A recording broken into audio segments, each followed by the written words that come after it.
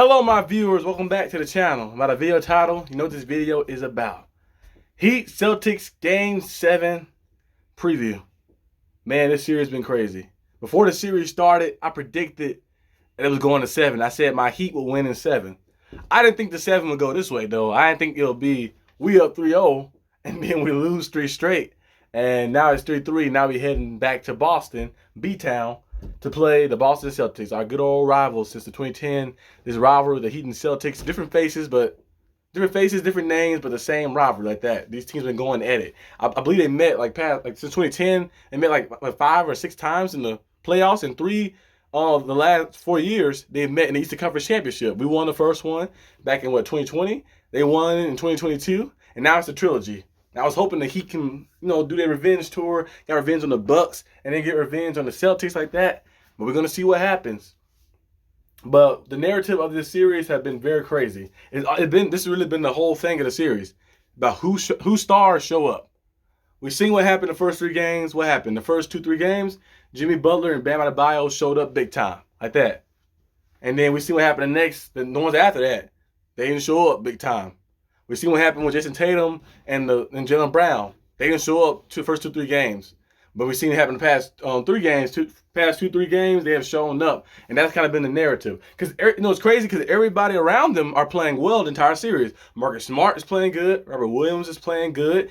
Al Horford defensively is playing good. He has moments offensively too, like that. They're playing good. And then we see Caleb Martin playing good. We see Gabe Vincent and Duncan Robinson playing good. So they have help. Because last year, the narrative for the Heat, remember Bam dropped 28, Jimmy dropped 35, and then Max Strus had 8. He had a 3-pointer that got taken away. They say he's out of bounds, but he wasn't out of bounds. You can clearly tell. You see a shadow over the line.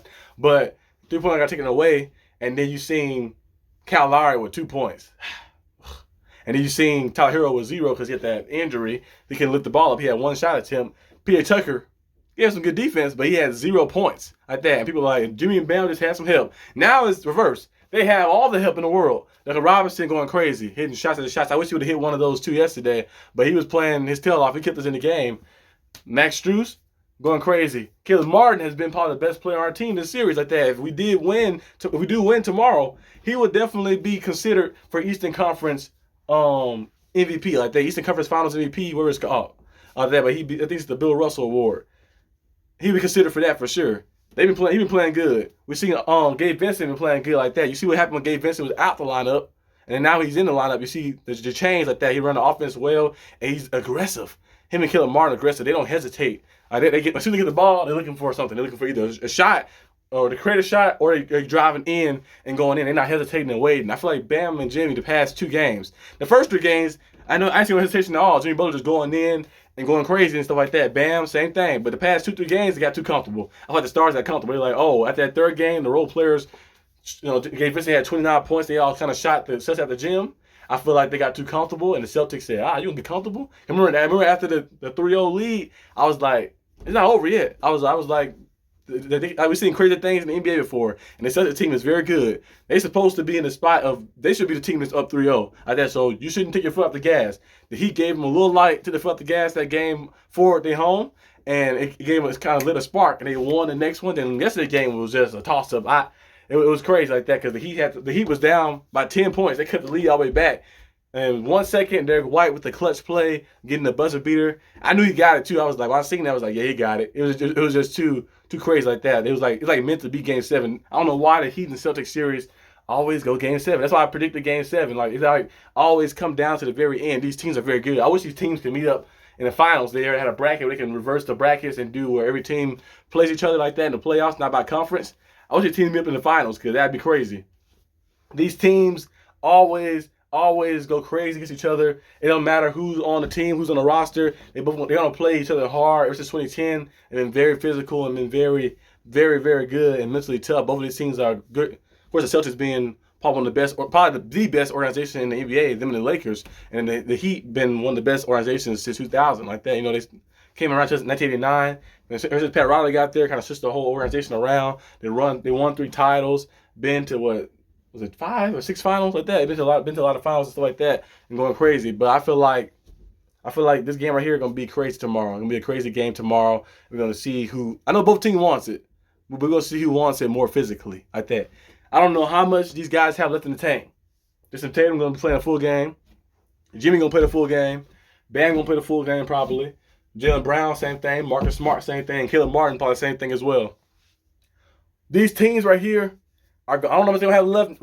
If whoever win this game tomorrow, I don't know how much they're going to have left to play the Nuggets, but they're going to go out there and fight a lot of heart. I know I love watching these two teams out there and play. I have no animosity or no disrespect or any hate for the Celtics. I love the Celtics rivalry. The Miami Heat and the Celtics have is always very good to see, and I respect the Celtic players and the Celtic organization and stuff like that. Very rich and great organization.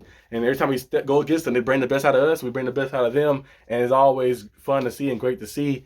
Might lose a couple years in our life. You know, Boston fans and Heat fans might lose a couple years in their life watching these series because they always going down to the wire, but we wouldn't have it any other way. If you told me that my Miami Heat, our team would be the 8th seed and have a chance in Game 7 to go to the finals, I would take it every time. I would take it every time. You're like, oh, you're going to be the 8th seed this season, and in the Eastern Conference Finals, you're going to be in the Game 7 on Monday in the Eastern Conference Finals versus the Boston Celtics. I would take that. Jim Butler said last year, we're going to be in the same situation next year, but this time it will be different. This time we can win it like that. So hopefully that is true. Last year, they won it on our floor. Maybe this year we can win it on their floor. Last year, Junior dropped 47 to force a Game 7 on May 27th. And this year, we see Jason Tatum drop with 34 to force a Game 7 on May 27th. Last year, when we was the higher seed, we played the Hawks and the 76ers first 2 rounds, and now in Game 7 too like that. And we're seeing all the things kind of shape out. This year, they are the higher seed, and they played the Hawks and the 76ers in the first 2 rounds, and they ain't meeting us as well. It's kind of crazy. And tomorrow, Game 7 is on May 29th, the exact same day it was last year. You can't make this stuff up, guys.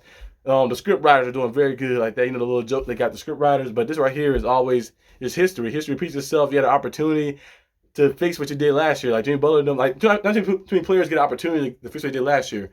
The Celtics got opportunity to put a statement on what they did last year and to get a chance to go to the finals and try to finish unfinished business they had last year. Because remember, they had a 2-1 lead in the finals, lost to the Warriors, but they had some unfinished business. They've been there. They felt what it's like to lose in the finals. Now they're like, hey, we don't want to feel that feeling anymore, so we go in there to win it. And then Heat got a chance to get revenge on the Celtics and get to the finals back too, because the Heat went to the finals a couple years ago too, and they felt what it's like to be there and to lose there in 6 as well. Just like the Celtics lost in 6 as too. So like both teams like that know what it's like to get there. They have this core right here, and they feel like this is the core, it's the group that can get them there over the edge. But it's kind of crazy how everything is shaping out, kind of like just like last year, like Game 7 on the exact same day, and the exact same time and stuff as last year. But this time it's reversed. This time we are the lower seed and we're on their home floor. And last year, remember, they won on our home floor, so maybe we can reverse the history and we can win on their home floor like that. But this is right here is crazy like that. You know, I'm riding with my Heat all the way, whether win or lose. I'm riding with the Miami Heat to the very end. This series is going to be very good. The Celtics are a very good team. The Heat are a very good team, and it's crazy. Like I picked Heat in 7 before the series started, but I thought it would be like the Heat win the first one, Celtics win the next 2. The Heat win Game 4, tied up 2-2. Celtics win Game 5. Heat win Game 6 to make it 3-3, and then Heat win Game 7.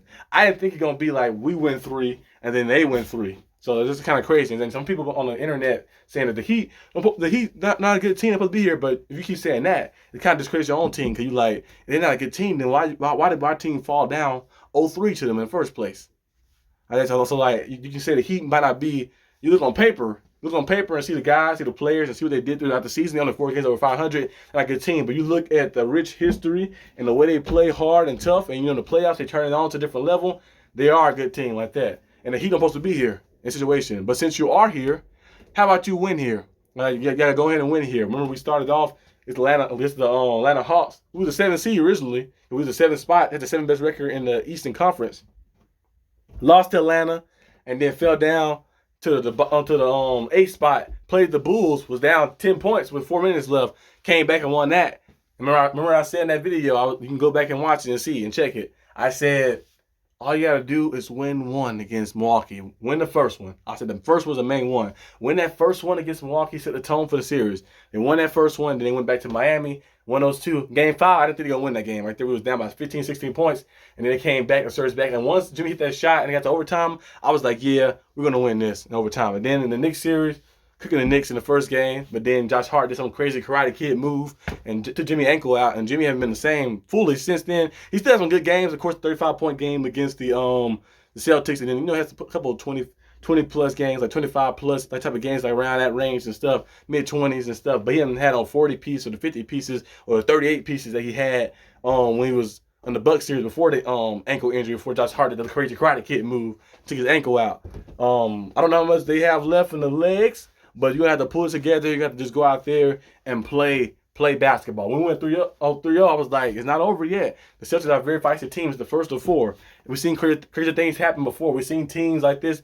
You know, it's kind of crazy that an 8-seed team had a 3-0 lead and then kind of shift the whole thing and the pressure on like that. But I think now the pressure is more on the Celtics like that to get it done like that. You know, they're heavily favored. They're at home like that. They're the better team based off of people on projections on paper because they got the first team All-NBA player Jason Tatum, second team All-NBA player Jaylen Brown, Malcolm Brogdon, who was a sixth man of the year. He hasn't been playing too good this series. I thought him and Kyle Lowry, Caleb Martin, and Robert Williams would be the X factors of the series. Caleb Martin and Robert Williams have been playing good, very good. But Kyle Lowry has been playing awful, and Malcolm Brogdon hasn't been playing too good either, like that.